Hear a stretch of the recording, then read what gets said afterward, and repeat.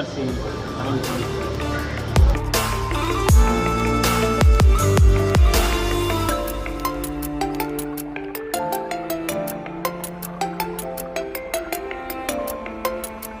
So guys, welcome to Tamil techs. Okay, almost ஒரு 1 month இருக்குன்னு நினைக்கிறேன் லாஸ்ட் வீடியோ போட்டு. ஒரு 1 மந்த் மேலே கூட இருக்கலாம், ரொம்ப நாள் ஆச்சு. ஓகே, இந்த வீடியோவில் நான் உங்களுக்கு தெரியும், நீங்கள் பார்த்துருப்பீங்க, குரூப் 2A கிளியர் பண்ணி அப்பாயின்மெண்ட் ஆர்டர் வந்துட்டு இப்போ தான் கையில் வந்துச்சு. அலாட்மெண்ட் ஆர்டர் தான் கையில் வந்துச்சு. ஸோ அதை பற்றியும் டிஎன்பிசியில் நடந்த அந்த selection procedure, okay counselling procedure எப்படி இருந்துச்சுன்னு சொல்கிறேன். Okay, so let's get started. எனக்கு வந்து 28th மார்னிங் 10 AM தான் கவுன்சிலிங்கு. சரி, இதுக்கு முன்னாடி இந்த ஒரு ப்ரீஃப் இதுமா சொல்லிடுறேன். ஃபஸ்ட்டு இப்போ September 14, 2024 இந்த ப்ரிலிம்ஸ் எழுதுனது. ஓகே, September 14 நினைக்கிறேன் 2024 ப்ரிலிம்ஸ் எழுதி, தென் February 8 நினைக்கிறேன். February 8 வந்துட்டு ஒரு ப்ரிலிம்ஸ், மெயின்ஸ், இந்த அப்ஜெக்டிவ் மெயின்ஸு. தென் February 28 வந்துட்டு இந்த ரிட்டன் மெயின்ஸு. ஓகே, இதெல்லாம் முடிச்சு இப்போ வந்துட்டு July 28 வந்துட்டு நமக்கு அப்பாயின்மெண்ட் ஆர்டர் கையில் வருது. ஆல்மோஸ்ட் ஒரு 1 இயர்னு வச்சுக்கோமே. ஆல்மோஸ்ட் ஒரு 1 இயர். பட் 1 இயரில் ஒரு எக்ஸாம் சைக்கிள் முடிக்கிறது வந்துட்டு நல்லது, ஒரு ஹெல்த்தியான விஷயம் தான். இப்படி தான் இது இருக்கிறது தான் ப்ராப்பரான சிஸ்டம்மு. ஸோ அதனால் நான் எக்ஸாம் சிஸ்டம்லாம் நல்லா தான் போயிட்டுருக்கு. சரி, ஓகே கைஸ், ஒரு ஆல்மோஸ்ட் 1 இயர் ஆயிடுச்சு இந்த இந்த கரெக்டாக இந்த ஒரு எக்ஸாம் மட்டும் ஜேர்னி ஸ்டார்ட் பண்ணி.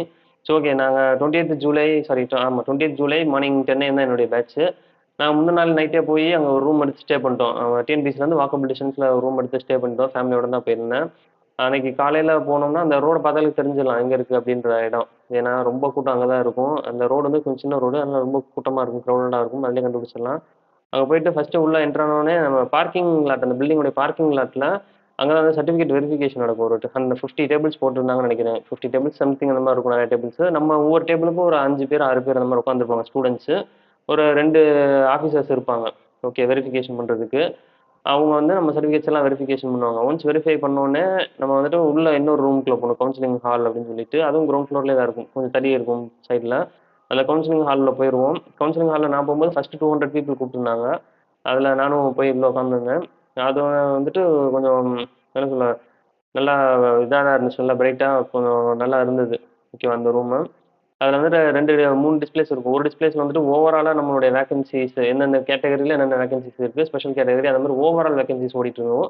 இன்னும் 2 ப்ரொஜெக்டர் டிஸ்பிளேஸில் அந்த ஒவ்வொரு போஸ்ட் வைஸாக நம்ம யூடியூப்பில் பார்ப்போம் இல்லையா, அந்த யூடியூப்பில் பார்க்குற கண்டென்ட் இங்கே வந்துட்டு அப்படியே லூப்பில் ப்ளே ஆகிட்டே இருக்கும், எந்தெந்த டிபார்ட்மெண்ட்ஸில் என்னென்ன வேகன்சி இருக்குது அப்படின்னு. ஸோ ஓகே, அந்த மாதிரி தான் கேஸ் இருந்தது. அதுக்கப்புறம் ஃபஸ்ட்டு ஒரு 20 பீப்புளை கூப்பிட்டு லைனில் நிற்க சொல்லுவாங்க. நிற்க சொல்லிட்டு அவங்க எல்லாரும் 1 பை 1 அந்த ரூமுக்கு, அந்த ஹாலுக்குள்ளே ஒரு சின்ன ரூம் மாதிரி இருக்கும், அந்த ரூமுக்குள்ளே போவாங்க. போயிட்டு அவங்க என்ன போஸ்ட் ப்ரிஃபரன்ஸ் அதை சொல்லிவிட்டு, அதை வந்துட்டு அகைன் அவங்களே வந்துட்டு மைக்கில் அனௌன்ஸ் பண்ண சொல்லுவாங்க. அனௌன்ஸ் பண்ணிவிட்டு நம்ம வெளியே வந்தோம்னா ஒரு 2-3 மினிட்ஸில் நமக்கு இது கொடுத்துருவாங்க, அலாட்மெண்ட் ஆர்டர் கையிலே கொடுத்துருவாங்க. நம்ம செக் பண்ணி கிளம்பிடலாம், அவ்வளோதான் ப்ராசஸ்ஸு. ரொம்ப ஃப்ரெண்ட்லியாகவும் ரொம்ப சிம்பிளாகவும் ரொம்ப ஈஸியாக தான் இருந்துச்சு. எதுவுமே வந்துட்டு ஸ்ட்ரிக்டான ப்ரொசீஜர் அந்த மாதிரிலாம் இல்லை. எல்லாருமே நல்லா நமக்கு கம்யூனிகேபிளாக தான் இருந்தாங்க. எல்லாருமே நார்மலாக ஈஸியாக தான் இருந்துச்சு. ஓகே சார், என்னுடைய ப்ரிஃபரன்ஸ் ஆர்டர் படி சொல்லணும்னா, ஃபர்ஸ்ட் ஆஃப் ஆல் இந்த போஸ்ட் ஒன்று இருக்குது அப்படின்றதே எனக்கு ஒரு லாஸ்ட் வீக்காக 2-3 டேஸ் முன்னாடி தான் வந்துட்டு எனக்கு தெரியுமே. ஓகேவா, என்னுடைய ப்ரிஃபரன்ஸ் ஆர்டரில் இந்த போஸ்டிங் இல்லவே இல்லை. ஏன் அப்படின்னா, இதுக்கு முந்தின நாள் வரைக்கும் நான் இதை பார்த்துட்டு, பிகாஸ் ஒன்று இதில் இந்த நோட்டிஃபிகேஷன் வந்துட்டு அந்த எனி டிகிரின்னு இருக்காது, பிஏ, பிகாம், பிஎஸ்சின்னு தான் இருந்தது. ஓகேவா, அதனால நான் இதை வந்துட்டு கன்சிடரே பண்ணல என்னுடைய போஸ்ட் ப்ரிஃபரன்ஸில். இதுக்கு முன்னாடி போஸ்ட் ப்ரிஃபரன்ஸ் எனக்கு லாஸ்ட் 1 வீக்கில் ரொம்ப மாறிக்கிட்டே தான் இருந்துச்சு. First top 3 preference. ஓகேவா, ஃபஸ்ட்டு எடுக்கும்போது நான் டாப்பில் வந்துட்டு எல்எஃப்ஐடி வச்சுருந்தேன். First LFID, second SICOP, senior inspector and cooperatives. அதுக்கப்புறம் ரெவன்யூ அசிஸ்டன்ட் இன் இது வச்சுருந்தேன், மதுரை. அதுக்கப்புறம் கொஞ்ச நாள் டிஸ்கஷன், வீடியோஸ் எல்லாம் பார்க்கும்போது ஃபேமிலி டிஸ்கஷன் எல்லாம் மாறி சீனியர் கோஆப்ரேட்டிவ் மேலே போச்சு. அதுக்கப்புறம் எல்எஃப்ஐடி கீழே வந்துச்சு, ஆர்ஐ இன்னும் கீழே இருந்தது, ஆர்ஐ கீழே இருந்தது. அதுக்கப்புறம் கொஞ்ச நாள் கழிச்சு ஆர்ஐ வந்து மேலே வந்துருச்சு, ரெவன்யூ அசிஸ்டன்ட் வந்துட்டு மேலே வந்துருச்சு. மதுரை ரெவன்யூ அசிஸ்டன்ட் மதுரை கிடச்சா எடுப்போம். பிகாஸ் அதெல்லாம் வந்துட்டு வேகன்ட் ரொம்ப கம்மி தான், 1 or 2 வேகன்சிஸ் தான் எலிஜிபிளாக இருந்தேன் நான். அதுக்கப்புறம் எல்எஃப்ஐடி அந்த மாதிரி வச்சுருந்தேன். அப்புறம் ஃபைனலாக இந்த டிபார்ட்மெண்ட் பற்றி இந்த நம்ம கூகுள் மீட்டில் வந்து செஷன்ஸ் மாதிரி நடத்துனாங்க. அதில் வந்துட்டு இந்த டிபார்ட்மெண்ட் ரிலேட்டடாக ஒரு சார் வந்து பேசியிருந்தாரு, அவர் எக்ஸ்பிளைன் பண்ணியிருந்தாரு. அப்போ அவர் சொன்னால் அது வந்துட்டு எனி டிகிரி தான் அப்படின்னு சொல்லிட்டு, அவரே வந்துட்டு நானே இன்ஜினியர் தான், இது எனி டிகிரி அப்படின்னு சொல்லியிருந்தாரு. அதுக்கப்புறம் தான் இதை எடுத்து பார்த்தேன். ஓகே சரி, இதுவும் அப்போ நம்ம டாப் லிஸ்ட்டில் சேர்த்துக்கலாம்னு சொல்லி இதை வந்துட்டு ஒரு 3rd ஆர்டரில் வச்சுருந்தேன் நான். லாஸ்ட்டுக்கு முந்தின நாள், கவுன்சிலிங் முந்தின நாள் 27th அன்னைக்கு வரைக்கும் வந்துட்டு ஃபஸ்ட்டு எல்எஃப்ஐடி இருந்தது. லாஸ்ட்டு நான் முந்தின நாள் வந்துட்டு ஃபஸ்ட்டு கோஆப்ரேட்டிவ்ஸ் இருந்தது. ஃபஸ்ட்டு கோஆப்ரேட்டிவ்ஸு, செகண்ட் எல்எஃப்ஐடி, 3rd வந்துட்டு இந்த ஆடிட் இன்ஸ்பெக்டர் வச்சுருந்தேன்.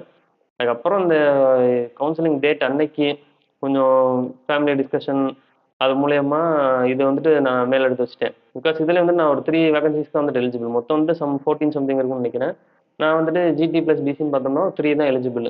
சரி ஓகே ஃபர்ஸ்ட்டு வைப்போம். இது கிடைச்சா ஓகே எடுப்போம். இல்ல கிடைக்காத பட்சத்தில நம்ம கோஆப்பரேட்டிவ்ஸா எடுத்துக்கலாம் அப்படின்ற ஒரு மைண்ட் செட்ல தான் போனேன். போனதுக்கு என் நான் வந்துட்டு எனக்கு கிடைக்குன்ற ஒரு பிலீஃபே இல்ல. ஓகே. பிகாஸ் நான் வந்துட்டு 199 தான் ஓவரால் ரேங்க். ஓகே. எனக்கு முன்னாடி வந்துட்டு ஒரு 200 பீப்பிள் இருக்காங்க சாலிடா. ஸோ கண்டிப்பா யாராவது ஒருத்தவங்க எடுக்க தான் போறாங்க. Hindu religious okay. கோயில்ல ஒர்க் பண்றது நெறைய பீப்பிளுக்கு பிடிக்கும். அவங்க ஃபேமிலி பேக்ரவுண்ட் அந்த மாரி ஃபேமிலி பேக்ரவுண்ட் ஒரு சில பேர் வந்திருப்பாங்க. ஸோ அந்த மாரி யாராவது எடுத்துருவாங்க நமக்கு இந்த 3 வேக்கண்ட்ட அப்படின்ற ஒரு மைண்ட் செட்ல தான் இருந்தேன். நான் கோஆப்பரேட்டிவ்ஸ் தான் எய்ம் பண்ணிட்டுருந்தேன். ஓகே. இது யாரும் எடுத்துட்டாங்கன்னா கோஆப்பரேட்டிவ்ஸ் எடுத்துட்டு போயிரலாம் நீட்டா அப்படின்னு. ஆனா, நான் வந்துட்டு ஒவ்வொருத்தவங்களும் அந்த வாய்ஸ்ல அவங்கவங்க வாய்ஸ்ல சொல்றாங்கல்ல, ஒவ்வொருத்தவங்களும் அத மட்டும் தான் கவனிச்சுட்டே இருந்தேன். அந்த ஸ்க்ரீன்ஸ்லாம் பார்க்கல நானு. இந்த ஸ்க்ரீன்ஸ் வந்துட்டு மாறிட்டே இருந்தனால, ஒவ்வொருத்தவங்களும் அவங்க வாய்ஸ்ல என்ன சொல்றாங்கன்னு நான் கேட்டுட்டே இருந்தேன். இந்த டைம் நான் நோட் பண்ணது என்ன, ஃபர்ஸ்ட் ஒரு 100 பீப்பிள்ல ஆல்மோஸ்ட் ஒரு 80 பீப்பிள் வந்துட்டு எல்எஃப்ஐடி தான் எடுத்திருப்பாங்க. கம்ப்ளீட்டா எல்லாருமே எல்எஃப்ஐடி தான். யார் போனாலும் சரி, பாய்ஸா இருந்தாலும் சரி, கேர்ள்ஸா இருந்தாலும் சரி, கம்ப்ளீட்டா எல்லாருமே எல்எஃப்ஐடி தான். கோஆப்பரேட்டிவ்ஸ் வந்து அப்படியே இருந்துச்சு. ஃபர்ஸ்ட் ஒரு 100, 150 பீப்பிளுக்கு முடியும்போது வரையும் கோஆப்பரேட்டிவ்ஸ் அப்படியே இருந்துச்சு. கோஆப்பரேட்டிவ்ஸ் யாருமே தொடாமயே இருந்தாங்க. எல்எஃப்ஐடி வந்துட்டு கம்ப்ளீட்டா காலியாயிட்டே இருந்துச்சு. இடையில அங்கங்க அந்தந்த மக்களுடைய ரெவென்யூ அசிஸ்டன்ட் அவங்கவங்க ஊருக்கு ஏத்த மாரி, சொந்த ஊருக்கு ஏத்த மாரி அதுவும் எடுத்துட்டு தான் இருந்தாங்க. ஓகேவா? ஸோ நான் போம்போது, இந்த இது யாருமே எடுக்கல. எனக்கு ஆச்சரியமா இருந்தது. என்ன இது யாருமே எடுக்காம இருக்காங்க அப்படின்னு சொல்லிட்டு, எனக்கு அந்த இடத்துலயும் கன்ஃப்யூஷன் வந்தது. ஓகே எல்லாருமே எல்எஃப்ஐடி எடுக்குறாங்க. நம்ம முன்னாடி எல்எஃப்ஐடியும் இருக்கு, கோஆப்பரேட்டிவ்ஸும் இருக்கு, இந்த ஆடிட் இன்ஸ்பெக்டரும் இருக்கு. ஸோ என்ன எடுக்கிறதுன்ற ஒரு கன்ஃப்யூஷன். ஓகே நான் முன்னாடிலாம் ஸ்டார்ட்டிங்ல என்ன இமேஜின் பண்ணியிருந்தேன், நம்ம 199 ரேங்க் இதெல்லாம் முடிஞ்சிரும். முடிஞ்சுட்டு நமக்கு ஏதாவது இருக்குன்றத நம்ம எடுத்துறலாம். ஆல்மோஸ்ட் முடிஞ்சிருக்கும் எல்லாம். நமக்கு மிச்சம் எதுவும் இருந்தா எடுத்துக்கலான்ற மைண்ட் செட்ல போனேன். அங்க போய் பார்த்தா எல்லாமே அவைலபிளா இருந்துச்சு. ரெவென்யூ அசிஸ்டன்ட் இன் மதுரையும் அவைலபிளா இருந்துச்சு. ஆல்மோஸ்ட் எல்லாமே அவைலபிளா இருந்துச்சு நான் போம்போது. ஆ ஓகே சரி நம்ம இதான் ஃபர்ஸ்ட் வச்சிருக்கோம். இதே எடுத்துருவோம் அப்படின்னு சொல்லிட்டு தான் உள்ள போனேன். போனோனே நம்ம போஸ்ட் கோடு கேட்பாங்க. 1029 சொன்னேன். சொன்னோனே நம்மள மைக்ல அனௌன்ஸ் பண்ண சொன்னாங்க. மைக்ல அனௌன்ஸ் பண்ணிட்டு வெளிய வந்தோனே இந்த ஹெச்ஆர்சின்றனால நம்ம கம்யூனிட்டி சர்டிஃபிகேட் வந்து ஒன்ஸ் செக் பண்ணுவாங்க. ஓகே. அதுல வந்துட்டு இந்த ஹிந்து அப்படின்ற வேர்ட் இருக்கணும். ஸோ என்னோடது வந்துட்டு old community model community certificate தான். அதுல வந்துட்டு ஹிந்துன்னு போட்டு தான் இருக்கும். அதனால அத செக் பண்ணிட்டு அத ஸ்பெசிஃபிக்கா நோட் பண்ணி வச்சுட்டாங்க. ஓகே. நோட் பண்ணி வச்சுட்டு ஒரு 2, 3 மினிட்ஸ்ல அப்ப அலாட்மெண்ட் ஆர்டர் கிடைச்சிரும்.